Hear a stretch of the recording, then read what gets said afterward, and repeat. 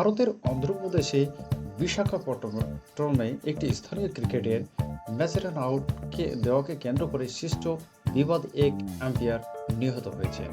দেশটির সংবাদ মাধ্যম এনডি টিভি জানিয়েছেন ছুরিকাঘাতে হত্যা করা হয়েছে তাকে। নিহত আম্পায়ারের নাম দোলা অজিত বাবু। ঘটনার সময় তিনি তার বন্ধু বধুমুরি চিরঞ্জীবীর সঙ্গে খেলা পরিচালনা করছিলেন।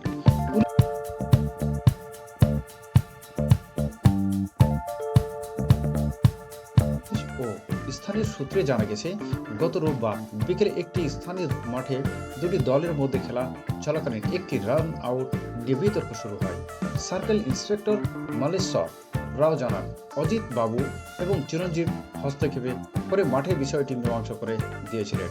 কিন্তু কান্তা কিশোর নামের এক দর্শক এতে ক্ষিপ্ত হয়ে আম্পায়ার ও খেলোয়াড়দের গালিগালাজ করতে থাকেন।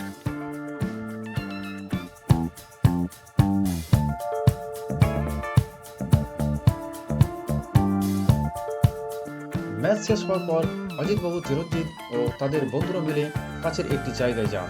মালেশ্বর রাও বলেন, সেখানে পৌঁছানোর পরপরই আবারও তর্কাতর্কি শুরু হয়।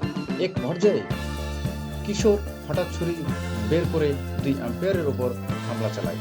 ছুরিকাঘাতে গুরুতর আহত অজিতবাবু ঘটনাস্থলে লুটিয়ে পড়েন। তাকে দ্রুত উদ্ধার করে হাসপাতালে নেওয়া হলে চিকিৎসকরা মৃত ঘোষণা করেন। এই হামলায় আহত হয়েছেন আম্পায়ার চিরঞ্জীবীও।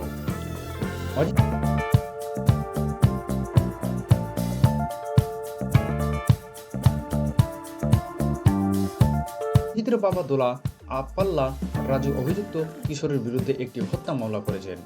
অজিতের ভাই অভিযোগ করেছেন, বিনায়ক নগরের বাসিন্দা কিশোর হামলার সময় মাতাল ছিল। তিনি দাবি করেন, এটি রান নিয়ে যে বিবাদ তৈরি হয়েছিল তাও গ্রামের বড়দের হস্তক্ষেপ আগেই মিটে গিয়েছিল, কিন্তু কিশোর পরিকল্পিতভাবে এই হামলা চালায়।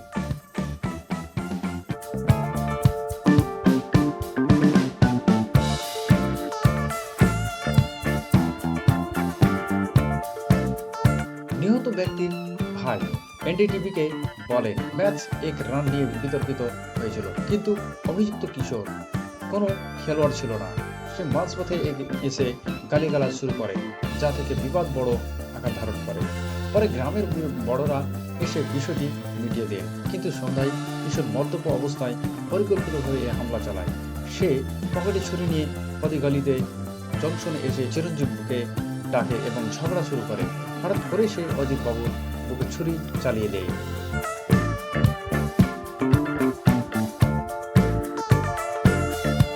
ঘটনার পর অভিযুক্ত কিশোর পালিয়ে যায়। আহত অজিতকে প্রথমে ডিআইএমএস হাসপাতালে নেওয়া হলে সেখানে কোনো চিকিৎসক ছিলেন না। পরে তাকে অ্যাপোলো হাসপাতালে স্থানান্তর করা হয়। রাত 8:15টার দিকে চিকিৎসকরা তাকে মৃত বলে ঘোষণা করেন।